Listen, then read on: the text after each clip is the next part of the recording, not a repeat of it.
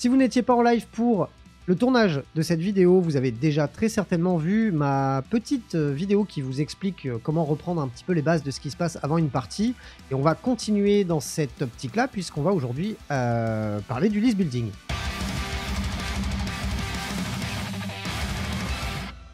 Et avant d'aller plus loin, si vous aimez le studio et ce que je vous propose en termes de vidéos, je vous invite à vous y abonner, à mettre le pouce bleu, à rédiger votre avis dans les commentaires. Aujourd'hui, on va aborder le list building. Donc, si vous avez des conseils à donner, que ce soit à la communauté ou à moi-même, sachant que je ne suis pas un joueur encore expert, n'hésitez pas à le faire, ça fait plaisir. Si vous voulez aider le studio dans son développement, comme d'habitude, vous passez chez My Hobby Place pour acheter vos figurines.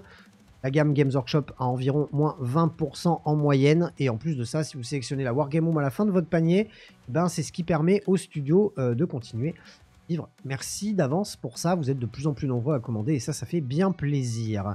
On va pouvoir aborder aujourd'hui le list building parce que ça fait partie des petites choses que l'on doit faire avant une partie et j'avais envie aussi de vous parler de ce sujet-là. Déjà parce que j'ai commencé à initier une vidéo sur ce qu'il faut faire avant une partie, donc ça me paraissait logique de parler de la liste en elle-même. Mais je trouve que c'est quelque chose que moi, je prends un immense plaisir à faire depuis des années. Alors, je vous l'avoue, un petit peu moins sur la V10, parce que j'aimais bien ce concept de, ceux qui ont joué avant, le concept de détachement, mais lié à des rôles, donc attaque rapide, soutien, élite, etc. J'adorais encore plus faire de la list building à ce moment-là, mais je prends toujours plaisir à le faire. Un petit peu moins qu'avant, effectivement, mais je trouve que c'est toujours un kiff. Et je pense qu'on est très nombreux à faire des list building, même si on n'a pas les figues. On se projette en se disant, tiens, dans le meilleur des mondes, si j'avais du temps pour peindre ou des sous pour acheter tel truc ou tel truc, j'aimerais bien me faire telle liste. Et je trouve que c'est intéressant de pouvoir, pas vraiment intellectualiser le concept, mais du moins se poser les questions avant de faire une liste. Moi, j'ai toujours eu tendance à faire une liste en fonction de mes goûts en termes de modélisme des figurines et de leur force pure et dure. Mais j'ai jamais vraiment pensé à une liste par rapport au scoring, par rapport au map control, et même par rapport à la létalité pure et non pas juste ce que je trouve stylé dans le modélisme. Bien évidemment, ma vidéo n'a pas pour but de vous donner un avis d'expert. C'est plus un moyen pour moi de vous partager, parce que vous voyez de plus en plus sur la chaîne, je partage clairement mon expérience du jeu. C'est pas une expérience de gros compétiteur. C'est pas une expérience de mec qui connaît rien non plus. C'est, je pense, le cas de beaucoup de gens dans le hobby. C'est le fait d'être le cul entre deux chaises. Le fait de faire des parties avec ses potes, mais d'espérer, ou du moins d'aspirer à vouloir peut-être un petit peu plus aller botter des culs en tournoi.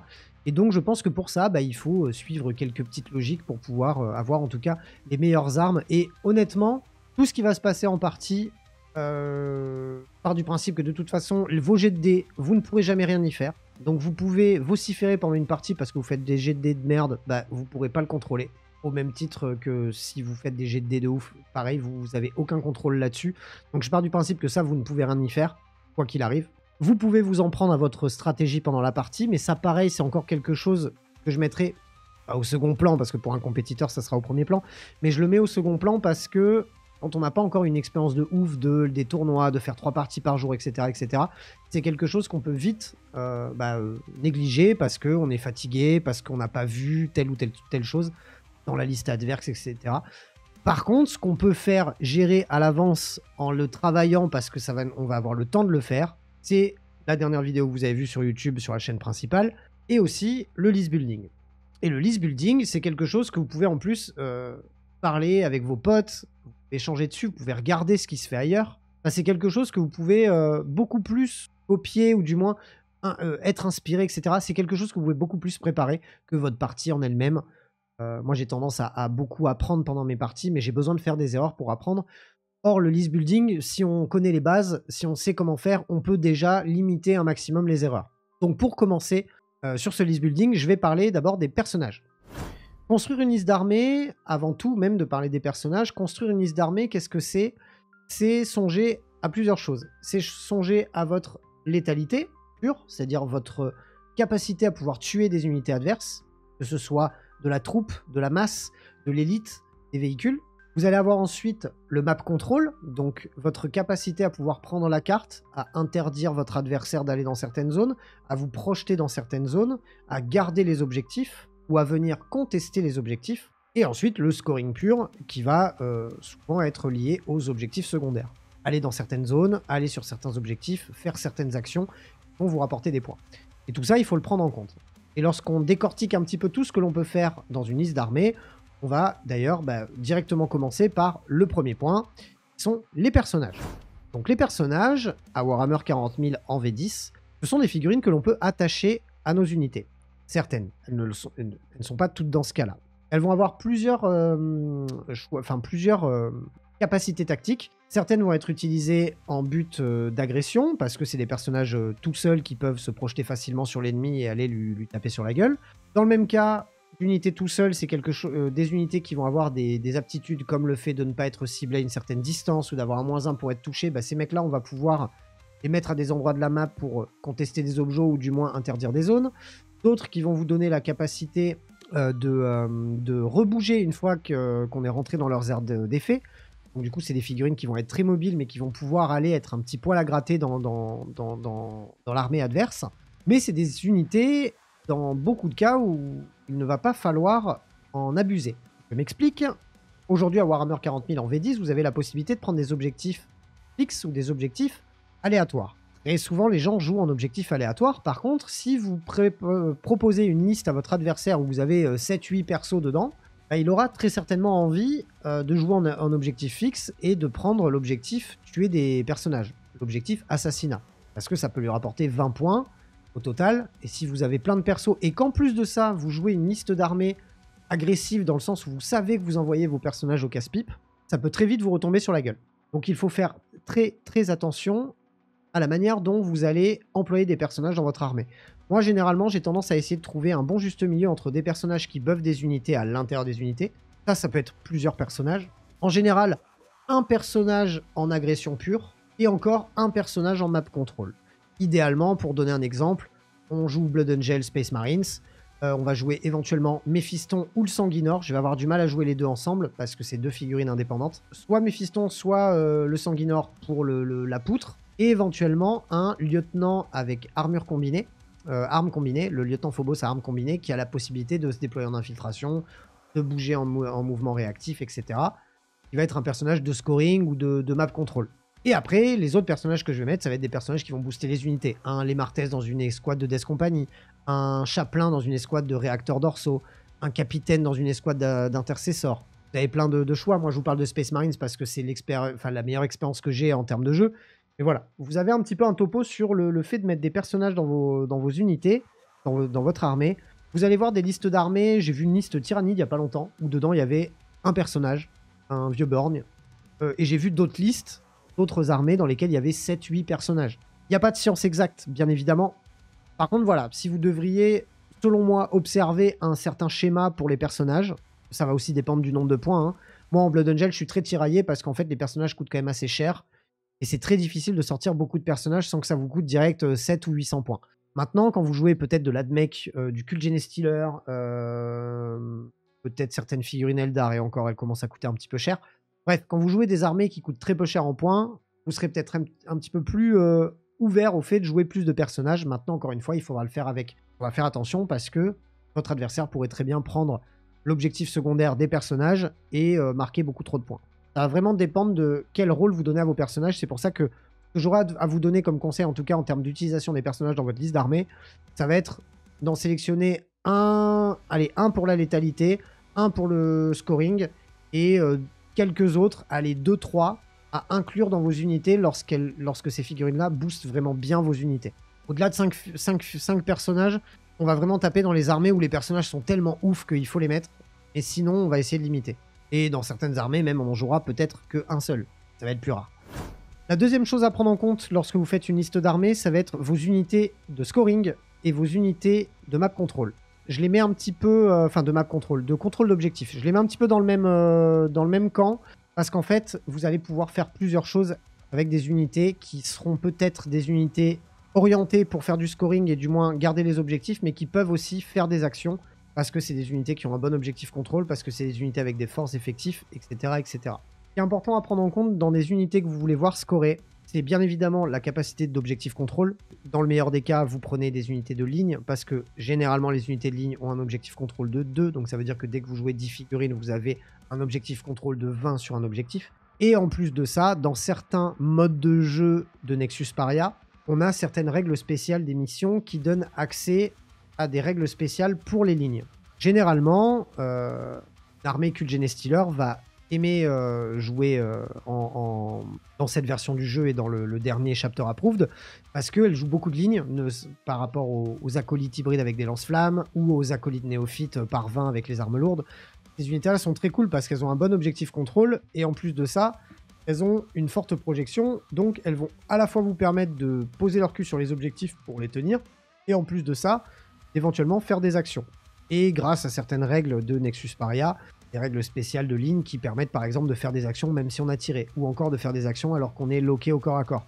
Ça c'est ultra important parce qu'à l'heure actuelle dans Warhammer 40 000, si vous faites une action et que vous êtes contacté au corps à corps par une unité ennemie, votre action elle est arrêtée direct. Donc c'est important de prendre en compte les unités de ligne dans votre armée, notamment si c'est des unités qui coûtent pas cher. Je peux penser par exemple aux unités de gargouilles tyrannides, les unités encore une fois d'acolytes hybrides ou d'acolytes néophytes Kuldjene Stealer, ou encore, alors les sœurs de bataille c'est encore un autre délire parce qu'on les joue que par 10, donc du coup la moindre troupe coûte quand même un certain nombre de points, mais on a quand même pas mal d'armées où les lignes ne sont vraiment que très peu chères en points et vont faire partie de la colonne vertébrale de votre armée, notamment pour faire tenir les objectifs ou pour éventuellement aller faire des actions. À savoir que lorsqu'on dit une unité de tenue d'objectif, par exemple avec des 2 dossés, etc., faut pas le voir uniquement en tenue d'objectif, parce que beaucoup d'entre vous pourraient se dire ouais mais attends, mon unité d'hybride acolyte Kuldjene Stealer, je me mets sur un objet mais je meurs. Oui, effectivement, parce que certaines armées, leurs lignes sont trop peu résilientes pour pouvoir vraiment tenir les objectifs. C'est d'ailleurs le cas dans la plupart des armées, peut-être à part le Custodes et d'autres.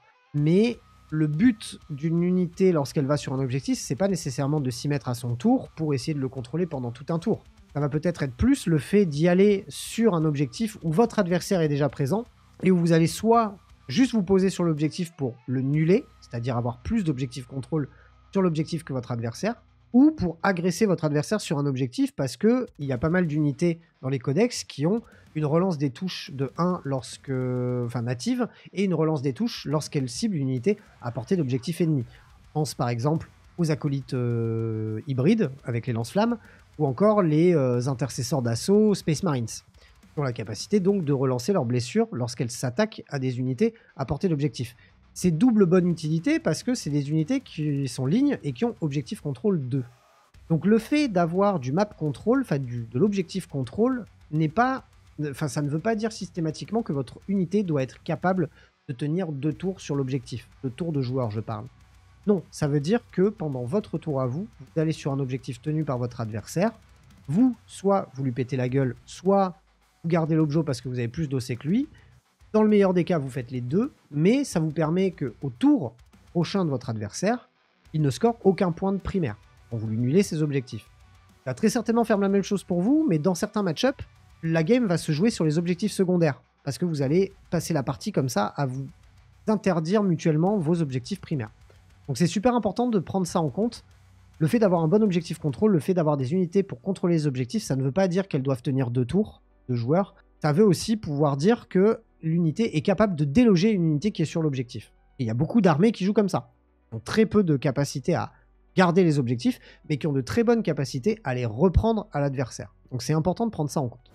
On a ensuite les cordons et le screen. Donc c'est votre capacité à placer des unités sur le champ de bataille de manière à ce que votre adversaire ne puisse pas venir grâce à ses réserves stratégiques ou en renfort ou en frappe en profondeur dans certaines zones pour vous reprendre des objectifs, marquer des points de mission secondaire.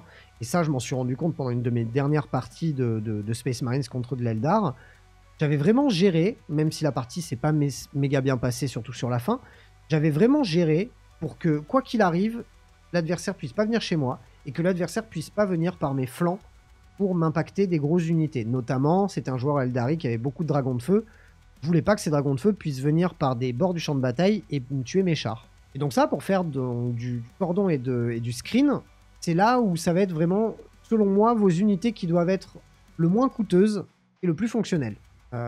Et donc vous allez devoir faire un choix entre fonctionnel et coûteuse. Fonctionnel, on va aller sur le cordon de 10 cultistes.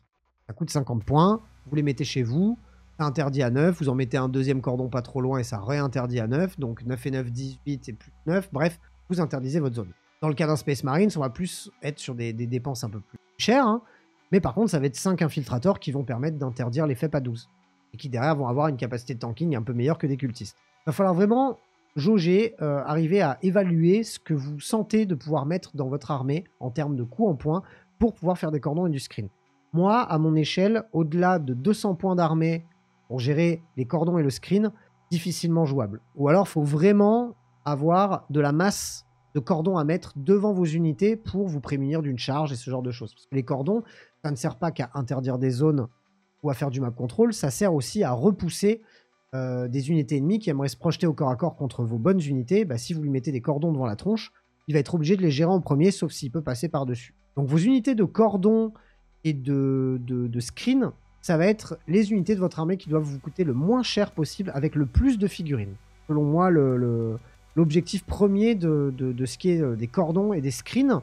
Et pour revenir tout de même un petit peu sur les unités de scoring, parce que là j'ai beaucoup parlé d'objectif contrôle, mais en termes de scoring, il y a encore d'autres choses à voir au niveau des secondaires surtout.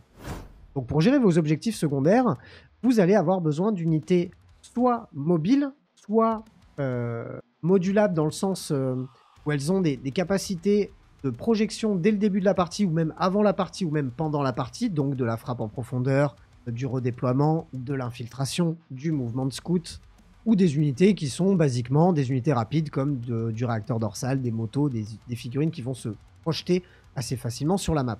Là où il va falloir allier quand même encore coup en point et portée, enfin et du moins efficacité sur le champ de bataille, c'est qu'il va falloir là aussi équilibrer ça par rapport à un coup en point, par rapport à tout ce que vous allez mettre dans votre liste. Par exemple, je vous ai dit, allez, 200 points de cordon et de screen, c'est le maximum. Et ben j'ai envie de vous dire que pour le scoring des secondaires, je parle pas pour l'objectif contrôle, hein, mais pour le scoring des secondaires, je pense qu'on peut aller sur entre 250 et 300 points d'armée, en mixant un petit peu des choses qui s'infiltrent et des choses qui frappent en profondeur.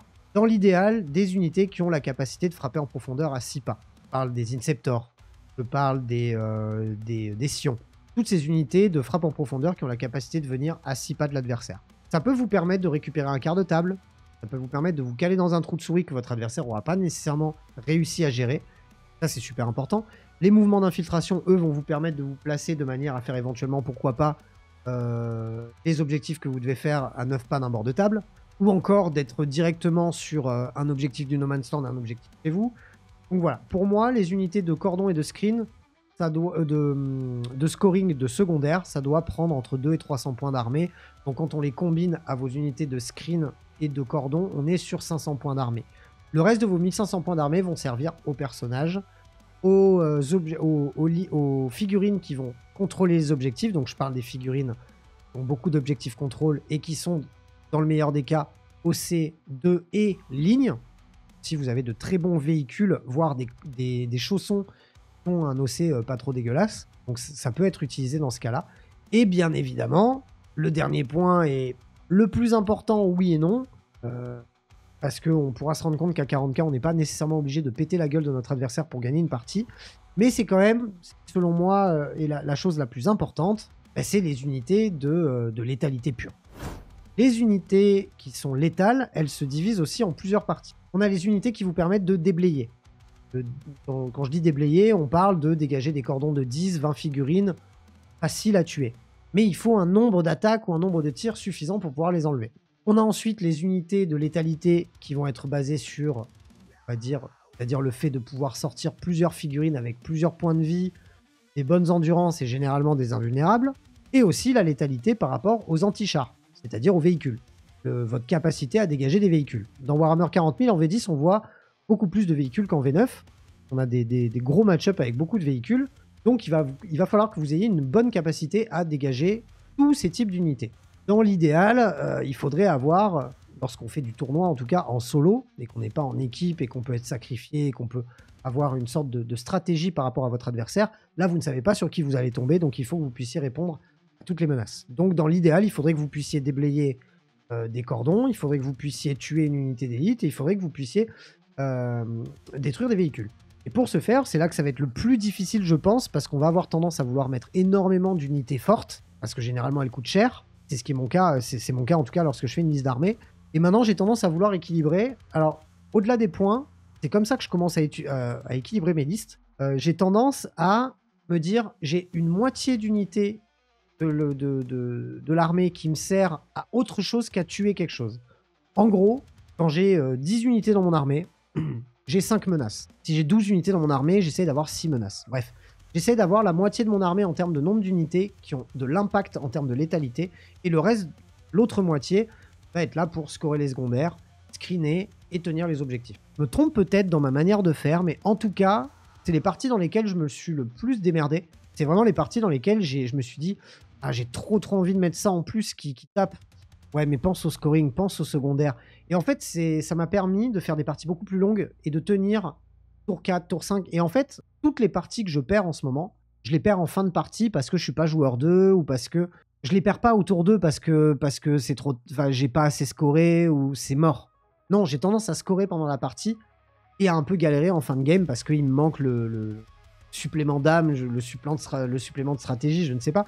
Mais en tout cas, il me manque 2-3 mécaniques pour m'en sortir.